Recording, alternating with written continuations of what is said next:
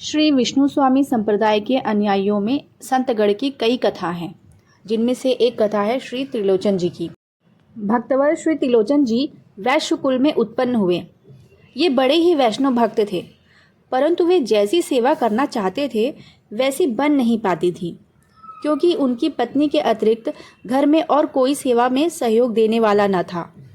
उनके मन में एक यह बड़ी अभिलाषा थी कि कोई एक ऐसा नौकर मिल जाए जो साधुओं के मन की बात जानकर अच्छी प्रकार से उनकी सेवा किया करे। अपने भक्त का मनोरथ पूरा करने के लिए स्वयं भगवान ने ही नौकर का रूप धारण किया और श्री त्रिलोचन जी के द्वार पर आए। श्री त्रिलोचन जी ने घर से निकलते ही देखा और उनसे पूछा, अजी आप कहाँ से पधारे हैं? मुझे ऐसा मालूम पड़ता है कि आपके घर में माता पिता आदि कोई भी नहीं है।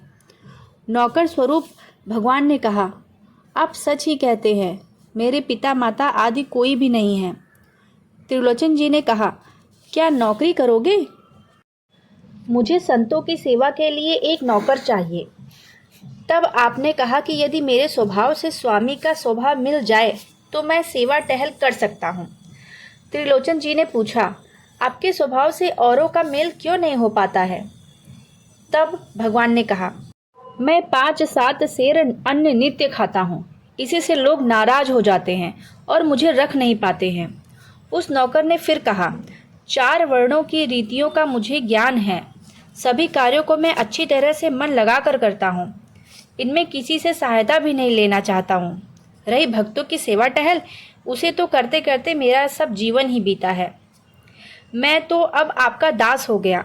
भक्त त्रिलोचन जी ने कहा, इच्छानुसार खूब भरपेट खाओ, किसी प्रकार का संकोच मत करो। इसके बाद भक्त त्रिलोचन जी ने अपनी स्त्री से कहा, तुम इस अंतर्यामी को भोजन देते समय थोड़ा सा भी खिन्नता मत दिखाना, नहीं तो यह कहीं भाग जाएगा। फिर ऐसा नौकर कभी न मिलेगा। जो कुछ यह खाए वही इसे खिलाओ। यह नित्य प्रति संत सेवा करेगा। श्री त्रिलोचन जी के यहाँ अनेक साधु संत नित्य प्रति आते ही रहते थे। संत सेवा अंतर्यामियों को हृदय से प्रिय थी। संतों की इच्छा के अनुसार रुचिपूर्वक अंतर्यामी उनके पैर दबाते और सब प्रकार से सेवा करते। इस प्रकार सेवा करते करते 13 महीने बीत गए। श्री त्रिलोचन जी की स्त्री ने एक दिन पड़ोसन के घर गई। तब उसने पूछा कि तुम इतनी कमजोर एवं उदास क्यों हो गई हो? भक्त जी की स्त्री ने उत्तर दिया कि क्या करूं बहन, मेरे पतिदेव कहीं से एक नौकर लिवा कर लाए हैं। वह ऐसा खोटा है कि बहुत सा भोजन करने पर भी उसका पेट नहीं भरता है, इसलिए मुझे अधिक आटा पीसना पड़ता है। उसी से मेरा शरीर अति दुर्बल हो गया है। देखो बहन, मैंने जो यह बात तुमसे कही है उसे तुम किसी दूसरे से मत कहना, इसे अपने मन में ही रखना। यदि कहीं उसने सुन लिया तो सवेरे ही चला जाएगा। वे तो अंतर्यामी थे, उन्होंने सुन लिया और तुरंत उठकर चले गए। अंतर्यामी के चले जाने के बाद 3 दिन बीत जाने पर भी श्री त्रिलोचन जी ने अन्न जल नहीं लिया। वे दुखी होकर स्त्री से कहने लगे, हाय, अब ऐसा चतुर सेवक मुझे कहाँ मिलेगा? तू तो बड़ी अभागिनी है, ऐसी बात क्यों कही? वह संत सेवा का बड़ा प्रेमी था, किस उपाय से अब उसे ले आऊं? जब श्री त्रिलोचन जी ने इस प्रकार अपने गम में पछताने लगे, तब आकाशवाणी हुई कि तुम अन्न प्रसाद पाओ और जल पियो। संतों के प्रति जो तुम्हारी प्रीति की रीति है वह मुझे अति प्रिय लगी। इसी से तुम्हारा सेवक बनकर मैं संत सेवा की।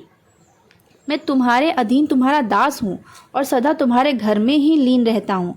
यदि तुम कहो तो पहले की तरह मैं तुम्हारे यहाँ आकर रहूँ और सदा सेवा करूँ।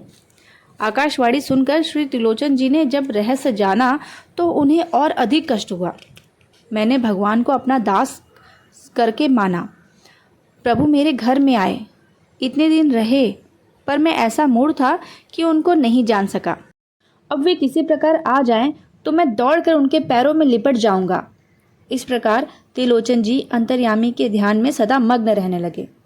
दोस्तों, कथा कैसी लगी कमेंट करके ज़रूर बताइए। राधे राधे।